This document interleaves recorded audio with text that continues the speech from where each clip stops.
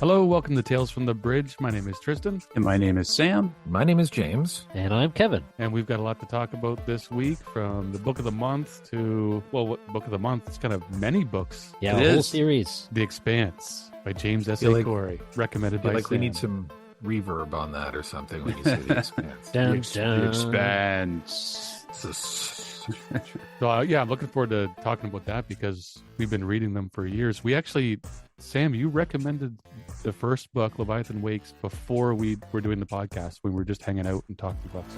Yeah, and I still recommend the books. We also have some science fiction, science fact I want to talk about. Cool. Let's definitely talk about maybe what we've been reading or watching lately. Yeah, right on. Yeah, sounds For good. sure. And hey, take some time and subscribe, send us a message, send us a note on Facebook or Instagram, where we get a lot of our messages as well too. We'd love to hear from you. If you have book recommendations or any sci-fi notes or thoughts, please send them our way. You could even email us, info@talesfromthebridge.com. Okay, folks, let's make our way over to the bridge.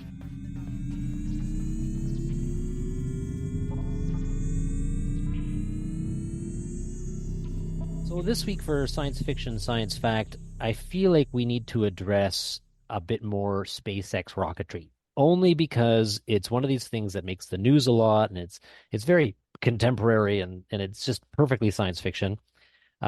Just to remind everybody why it is that SpaceX has been so prolifically firing things up into atmosphere. Ultimately, their goal is to try to colonize Mars.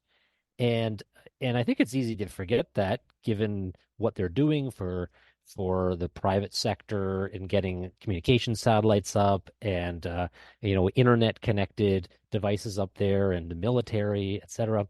But yeah, ultimately the reason their raison d'etre is to try to get to Mars and to colonize Mars. And Elon Musk keeps talking about making humans a multi-planetary species, just from the perspective of redundancy in case something happens to the Earth. And while all of this stuff might be, pretty pie in the sky and pretty visionary, it may not actually happen. That's the goal. But is that actually a good goal? Like, I mean, is colonizing Mars actually the thing we should be doing? If we have the solar system at our fingertips, is it really the place that we should be going to colonize? And I wanted to just chat about this for a second, because I know we've talked about this before, and some of our listeners might not actually know that there's a real contentious thing here about where it is that we should be colonizing. And a lot of people don't think that we should go to Mars. There's a very logical argument for us to actually colonize Venus. And those who know Venus would probably say, wait a minute now, it's like the surface temperature of Venus is 400 degrees Celsius and it's super high pressure, and it rains sulfuric acid. How could you possibly survive on Venus? Well, I don't think anybody's advocating for surface level living on Venus. They're actually talking about living up in the atmosphere, where it's about Earth pressure around 1 bar. And it's there where you could have a balloon that keeps a fairly substantial habitat floating in the air at any given time. And there's some reasons for this. I think we actually hosted a session from Carl Schrader, the famous Canadian science fiction author, who talked about this a few years ago at Comic-Con. And he presented some really good points that I just want to quickly talk about. One is Venus has almost Earth level gravity. It's about 0.9, about 90% of Earth gravity. So you wouldn't have any gravity issues. You wouldn't have bone density problems. It also, if you're floating up in the atmosphere, the pressure is going to be about the same as on Earth. And of course, the air is not breathable, but the pressure is about the same. So you have less likelihood of having these cataclysmic blowouts of your habitats. And up in the atmosphere, the temperature of Venus is actually fairly manageable. It's much warmer than the surface of Mars. And finally, actually, it's probably more things, but this is the last thing I'm going to talk about, is there is an atmosphere that will actually protect us from solar radiation. So we're not all going to die of skin cancer instantly if we are exposed to the sun. So yes, we would have to be living in floating habitats. But how that, and that's quite contrived, but so is building an airtight bubble on the surface of Mars. So I put that to you. And I put that to you, our good listener, but I put it to you, Tristan, Sam, and James. Should we actually be going to Mars, or should SpaceX really be changing what their goal is? I just want the moon. So forget But Mars. that's all I. It's the only place I want to go. It's when Carl talks and he proposes ideas, they sound so logical. They sound plausible. And I think he had diagrams when he spoke too about this too, which was really interesting. Well, he actually even suggested using SpaceX's starships as the Oh, floating that's right. habitats. Yeah, because he said that you lose a certain amount of fuel on your way to Venus, and then Starship would Well, be it would filled with float. air, It would and it float would in get to a point where it atmosphere. would start to flare. Really Yeah, interesting. Well, I think one of his arguments was that, as we begin to further colonize our local system, uh, that Venus actually makes for an excellent transit point. It's like perfectly situated if you are transporting goods and supplies to um, the outer reaches, to other outposts, that sort of thing. So, just in terms of trade and goods and that sort of thing, it makes makes way more sense than Mars. that's right. I forgot about that. He was talking about I think the Oort cloud and getting stuff from the outer the asteroids that are orbiting around because there's a lot of good resources there. And he talked about the orbital mechanics as to why Venus was better placed to be a jumping off point to get it to the rest of the solar system. I forgot about that. That And also sounds like what Kim Stanley Robinson wrote or has written in many of his books too, right? All these jumping off points. Yeah, I think so. Yeah, you kind of want stepping stones, right? And it's an ideal step. I think the moon would be your first initial stepping stone. I mean, that's a great place to build ships, right? And then use that as a stepping stone to Venus, which would be a stepping stone further out. And I just liked his take on it because he was talking about, we think of colonization and we think of finding a new Earth, right? And replicating what we have here on Earth. And the thing is, there's really only one Earth, and so replicating this isn't really feasible. Living in a bubble or living in a habitat is going to be uh, our primary means of living outside of Earth, and so get used to the idea, and it's a little more achievable than some big terraforming project or something like that, which might take thousands or millions of years, and with questionable likelihood of success. Whereas when we look at like what's sort of accessible to us now, this was far more attainable. That's for sure. Or Yeah. we do what Dennis E. Taylor talks about and not even try to send our meat sacks up into space. We just take our consciousnesses and upload them into a von Neumann machine and then the universe is our oyster, right? We just fly around, not worry about G forces, can parallelize ourselves, like replicate and I don't know, that's probably the solution. The Bobiverse Yeah, solution. Yeah. that's right. Yeah, I wasn't aware of your of the talk with Schrader and all of the things you mentioned. Gravity, pressure, temperature. It sounds extremely logical and well thought out. But that thought of living, in balloon suspended platforms or habitats on in the atmosphere of Venus, it sounds so precarious. Mhm. I don't know, even more precarious than space flight itself. Just to be there for any extended point in time. And I think the point is too, like if we were going to do that, and if it's a waypoint or a hub for other places, then that's obviously it's just one piece of the puzzle. It's not this or it's this and Mm, because there's no I think it would be Venus and Mars as opposed to Venus or Mars. But that's I true. don't know. I Yep. I my fingers would be crossed for both, all of the above, but who knows? Yeah, if we absolutely would have to do all of those things, that's a very good point. It just which one's going to fail? And they're Yeah, probably all going to fail multiple times probably before people all. get it. Yeah. Yeah, well, let's do another who's watching what, who's reading what, and see what's been entertaining us other than, world events and the Expanse these days.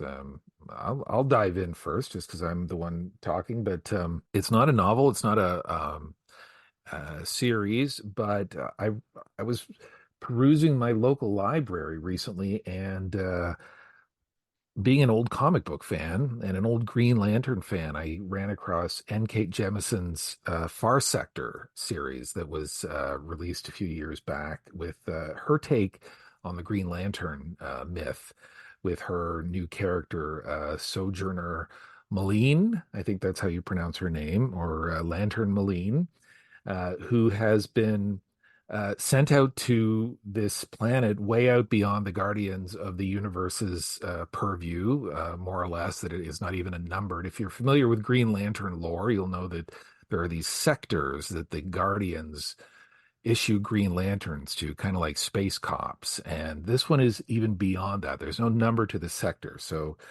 Joe Malene, Sojourner Malene, or Joe, as she goes by, who's a former soldier and a former police officer, a young woman who's sort of trying to find her way in the world, gets sent to this super sci-fi planet inhabited by three different races that once almost destroyed themselves and have taken up residence on this planet called the City Enduring.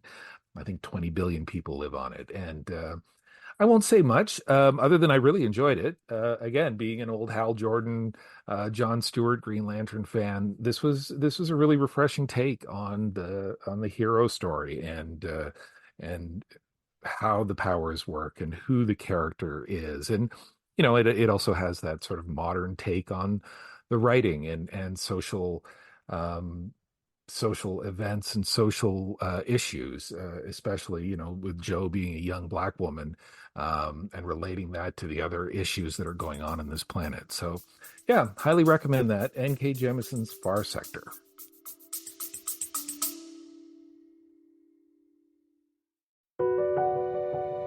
Ever wondered what it takes to make it in the movie business? Peel back the curtain with 4-6 Success Filmmaking. 4-6 Success Filmmaking is where filmmakers share their stories and the secrets. It's beyond competitive out there. There have been movies that it's taken me 10 years to get made. Don't wait to create. Like, you've got to just keep making stuff. Tune in to 4-6 Success Filmmaking for your dose of cinematic realness, direct from the voices that have lived it.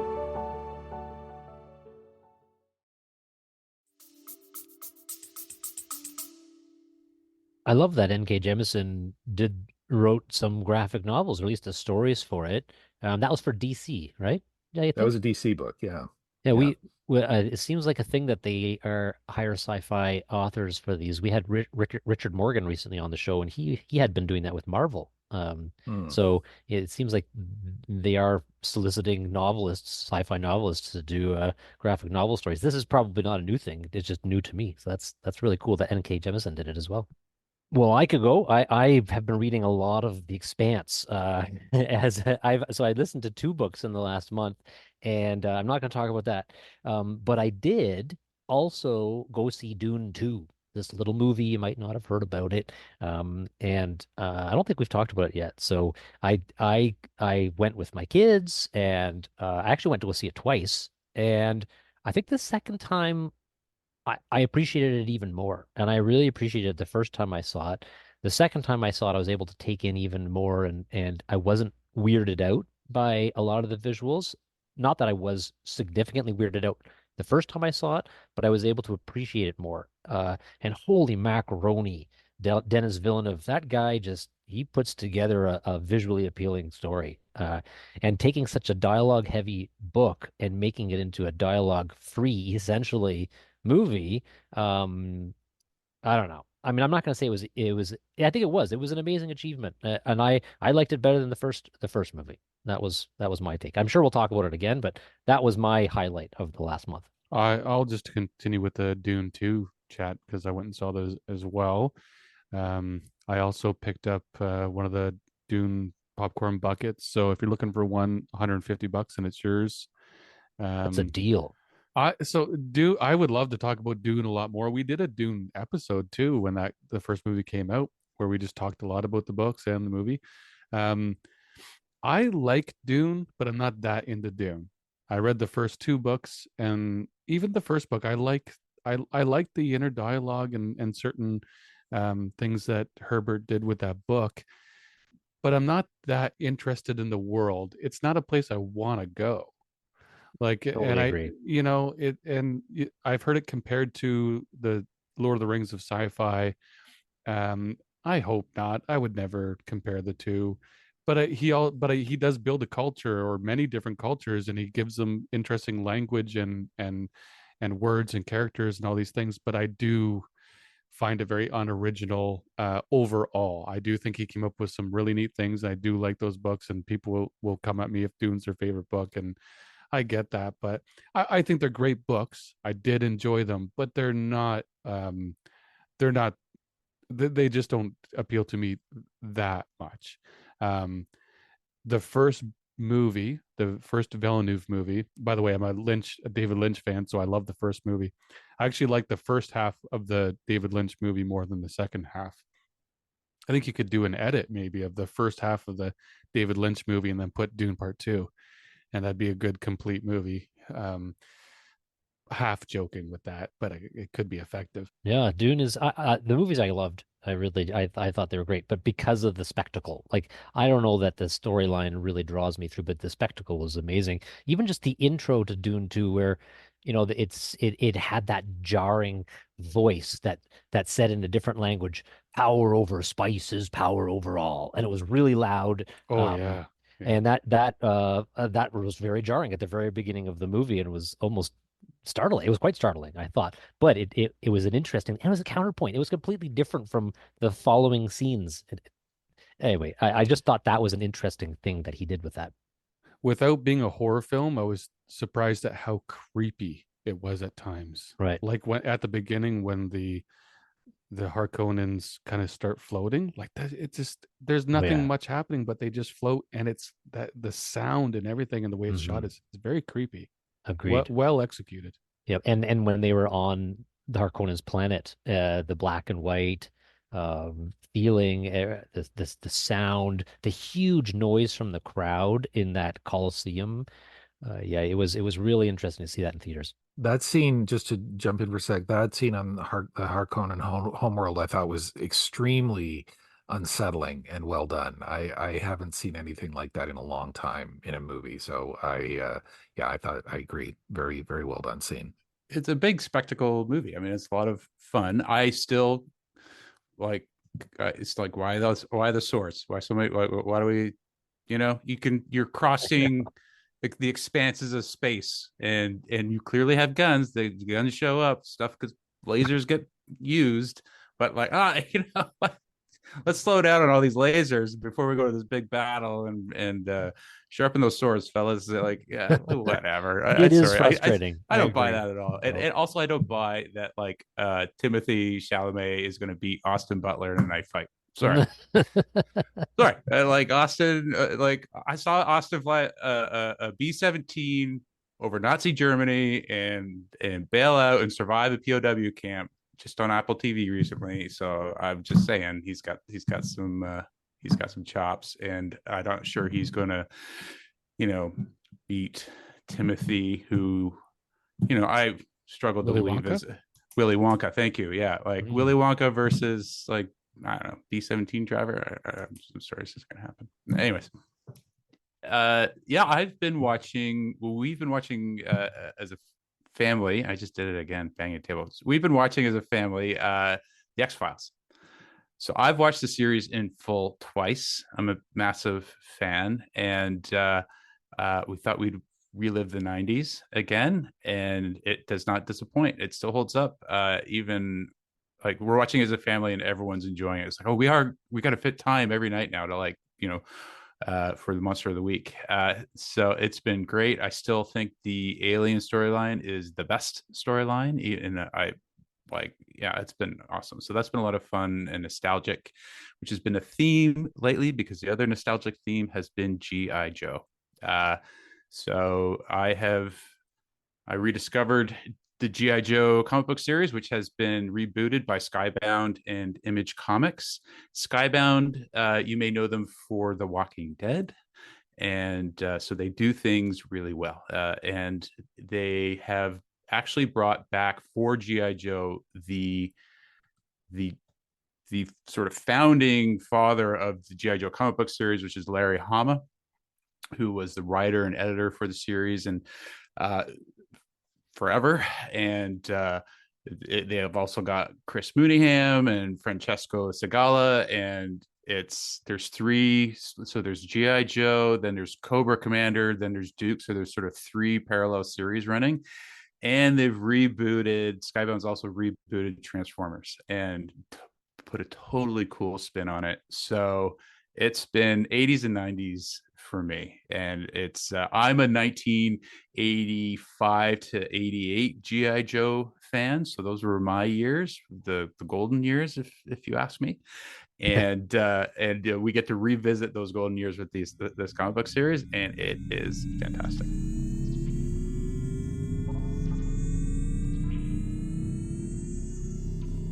This month we did something a little different. I decided that we would actually just talk about the Expanse as a series as a whole. There's 9 novels by James S.A. Corey, which is a pen name for authors Daniel Abraham and Ty Frank. And it takes place, just to sort of build it out for you, in our solar system. And it's a very authentic feeling sci-fi in a way, and it achieves it in a way that tells a story. It feels achievable, right? It tells a story in a way that feels like it will actually happen. It feels like a predictable future for us. I've talked about Kim Stanley Robinson sort of being the oracle of our doom here on Earth, and you see a bit of that reflected in the Earth in this series. And there are 3 main storylines. You've got the Belters who live out in the farther reaches, and they're sort of the downtrodden workers working at the at the outer reaches there.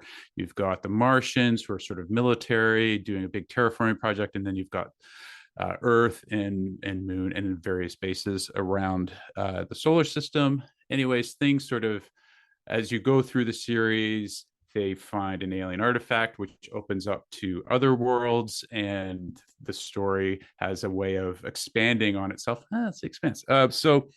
But central to the success of the whole thing for me has been that sort of authenticity of the storytelling. The science is good. The science is there. The storytelling is there, and that really helps things along. With hard science fiction novels, my criticism is usually the storytelling. You're telling me something really interesting, you've got a really interesting concept, you've built a story around that. And what I think the Expanse does is it merges in a really nice balanced way the science and the storytelling and characters that you really do care about. And little known fact actually about this is that the authors have joked in the past that if you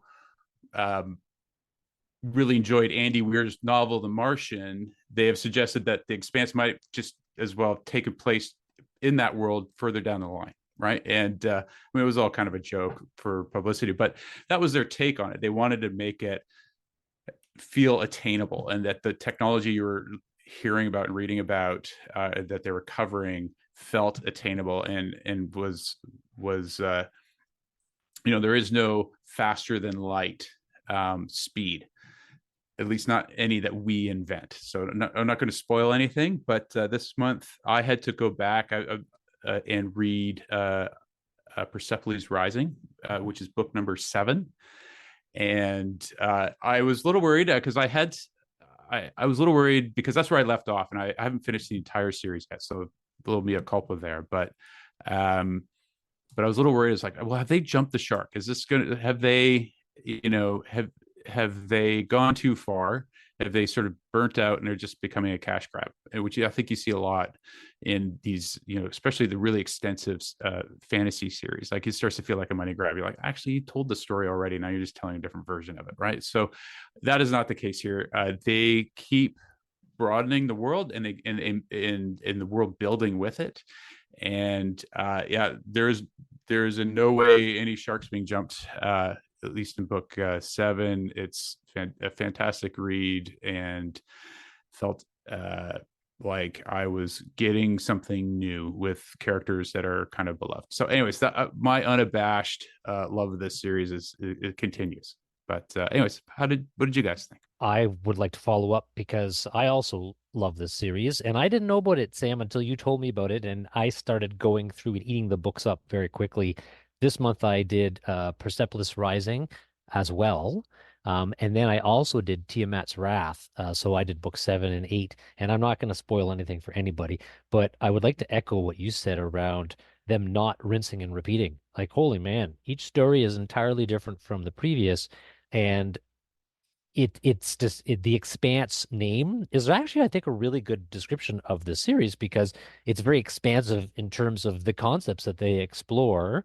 I mean, certainly not like Stephen Baxter style, expansive ideas, but in the context of the bounded universe that they describe, the authors describe, yeah, they completely shake things up. But the continuity of the characters is what draws a lot of us back.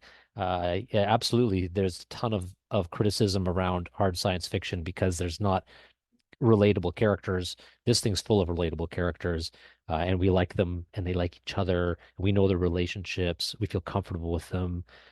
We feel comfortable with the ships, right? It's a nice space opera, right? It's super super comfortable. I'm looking forward to reading the next one. I'm really sad it's the last. Leviathan Falls, just published in 2021. And this has been going on for 10 years. Like they've been pumping these books out almost one a year. But anyway, I echo what you say, Sam. And the only things that I would add is I would love to revisit this at some point in our once we've all done the series. I'd love to revisit it and get everybody's take on the closing out of the series because I think that'll be a really interesting thing. I'm intrigued to see what the authors do with closing out the series. I'll go next because I am a little bit late to this party, I hate to admit. I had watched a bit of the series a couple of years ago, and I thought it was good. It wasn't I wouldn't rank it in my top three as you did, Sam, but it's certainly up there, and I certainly enjoyed it. Thought the cast was great, the writing was good, the visuals were excellent, but when you assigned this, I hadn't read even the first book yet. And so I picked it up and got into it. And I was hooked right away as well. Right off the bat, the sort of, it's been described as a space opera, but it's very grounded as well, too. There's no, as you've described, there's no artificial gravity. There's no faster than light. The laws of physics are more or less obeyed, except for a few exceptions, which, makes it a little exciting. And the structure I found was really interesting too. This sort of flipping back and forth between the two main characters' POVs, from Jim Holden to Joe Miller, the detective on Ceres Station. It was really well done. It wasn't fragmenting. I found both of the stories very compelling. They were both completely different from each other, even as they were sort of rushing to the same meeting point, further down toward the middle of the book. And when it finally happened, and this is a minor spoiler, but when the storylines intersected and came together, I felt like it was like a perfect airlock, to use some sci-fi terminology. It wasn't awkward, it wasn't forced. It everything had been building to that point, and I thought it was really well done and in a really exciting manner as well too, as we want in these sort of books. So, it crosses. I felt there was, along with the sci-fi, there was, again, it wasn't hard sci-fi for me. There was the space opera element, there was horror elements, especially the sort of body horror sort of stuff, which again, for spoilers' sake, I won't go into, but then all the themes of, politics and corporate power and military power that they touch on and sort of ruminate on throughout the entire first book as well too. I thought it was really well done. And again, characters, as you said, they're a little bit tropey in some ways, the hard-boiled detective down on his luck and nothing to lose, and then the ragtag fugitive crew that's bonded by tragedy, with their noble altruistic captain, but man, I dug them. They were really, it all came together for me, and the different locations, from the asteroid belt to well, actually, now that I think about it, we didn't even really see Mars and Earth in the book, as opposed to the television series as well too. And that was something that surprised me as well too, that it really did happen out in space. And yeah, it was great. I'm very much looking forward to carrying on and reading the rest of the series as well. Well, yeah, I'm with everyone on how much I enjoyed the show, or sorry, how much I enjoyed the books. I haven't really watched the show at all, but I know that the show has a huge cult following. Um, there's Facebook groups and Discords and stuff on it. There's quotes that people repeat, so it's got to be a good show when you get that. So I don't want to repeat too much of what you guys said. So I'll just recite a couple, or I guess I'm just going to throw out a couple observations about themes and things that I got from the show that really stood out. Something about this series is the world changes. There's literal change in the politics and the shape of the world, or the universe, I guess, so to speak, or the solar system, because there's so many stories and books that you read where there's this very static world, and that's the world you're in at the beginning, and that's the world you're in at the end. Throughout these books, things actually change. There's some huge changes, so it's neat to watch a world change because of the characters we're following, which I loved very much. There's quotes and observations by the authors that are great, like there's always what you want to happen, and then there's what actually happens. Just simple little things like that, those little nuggets that the authors throw in there, that's just like, they're obviously have a great understanding of humans and how we think, and they've put it on paper in a great way. You've constantly got that theme of absolute power corrupts absolutely, and it just never goes away. That theme is strong throughout the whole thing. And I love how important friendship is in these books. The friendships grow even stronger and stronger and stronger, and that's a main lovable part of both these books. And the characters are just amazing. Like, you're not supposed to like someone like Amos. If you met Amos in real life, you'd be afraid of him. You wouldn't want to go near him. He'd scare the shit out of you. But there's observations like what divides good people from bad people in war is that there are people who kill, and then there are killers. That theme stuck through every book, I feel like, because there's always, obviously, we have an action story, we have an action thriller. There's going to be people dying, there's going to be war, but there are people that they kill because they have to, and then there's the bad guys, and they're the killers. And I like how they balance that, because you kind of don't know who they are sometimes, and but you kind of do, because it is a little bit predictable, and you got to be honest, it is tropey. Like, it doesn't say we're going to be totally original here. There's tropes in that they play up in these books, and it's fine. Gravity was described realistically, and I think that, I mean, maybe I'm looking or just making something where there's nothing, but that's a great symbolism for just the relativity of everyone's perspectives. Because you, just like you noted, James, you see those two stories that are separate that come together. Every book is like that. You always have the multiple perspectives, and in other books you get even more perspectives. So sometimes you'll get 4, 5, 6 different perspectives, and those stories all come together by the end. There's one really, I got a quote here. This is a really, I mean, it can be a scary, hard truth. This is a theme that is throughout the entire series as well. And yeah, you can look at this one as if it's morbid, or it's a nihilistic way to look at things. However, in my opinion, this is logic, this is real, and this is a very dominant theme in these books. And here's the quote: "Humans are mean, independent monkeys that reach their greatest by killing every other species of hominid that looked at us funny." And that is dominant throughout the whole thing. That we are awesome, beautiful creatures, and that friendship and the crew, they're who we hang on to, and that's who we love the whole way through.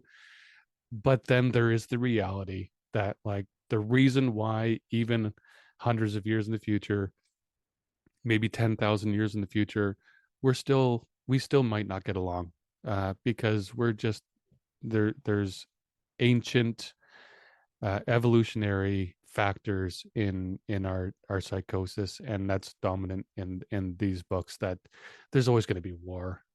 Even at the end of book 6, you kind of thought things are looking good, and of course there's a book 7. Overall, love these series. I'm a bit fatigued from it because I read so much of it lately, so I haven't read the short stories. Maybe I'll wait for a while to do that. But when you got a TV show and books that are so beloved like these, like, give it a go. If you haven't read them, give it a go. And then if you have, you know what we're talking about. So yeah. Well, I think that's a wrap on the Expanse for now. But what's next? Whose turn is it? Yes, I have our next book for this month, and you guys aren't going to be happy with me. But it's good for us. It's character building, and it will put hair on her chest and all that kind of stuff. It's good for us. Okay, so Too late. And I know, me too. Really, it's a problem. It'll put more hair on our backs. How about that? Too late. Too much information. Sorry. No. So there is a very famous book that has had some controversy and has been made into a big Netflix production, and it is called The Three Body Problem by Sushin Liu. And I've read this book before. It's a good book. I believe Tristan's read it. Yep. And I think it's worth another read. And for those who haven't read it, I think it's worth reading, because then if we go on to watch this show, which I have not yet watched, I think it'll be more fresh, top of mind, and we can critique it more eloquently. So I'm doing you a favor. You might not like it. I personally thought it was pretty good. It was okay when I read it the first time. And maybe through the second reading, I'm going to like it more. So this is what I'm imposing upon us. I think that's a great choice, considering there's a show right now. I love it. I try to get on the Chinese government's list of people to watch out for as much as possible. So good. Great. There's a lot of controversy over this because of, I guess, Shisin's compliance with the Chinese government, right? Like, he's a bit of I guess he cooperates too much, according to certain people. And it's like, wow, he kind of lives there, so pretty sure he's got to comply. I read it a very long time ago, the first one. And then I tried starting the second one, and it didn't click with me at all, and I ended up dropping it. But I barely remember the first one, so I'm happy to. I have such little memory of it. Tells you something. It'll be my That's first a good pick. attempt It's a good for pick. it, so yeah, it is timely. Well, let's wait. Let's see. Maybe a couple weeks from now, we all get back together and effing Kevin.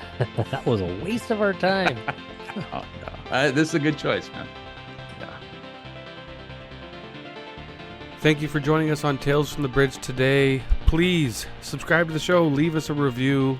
We want to hear from you, as always. We say it all the time because we do want to hear from you. We really appreciate you listening today. Lots of great stuff coming up in the future. Until next time.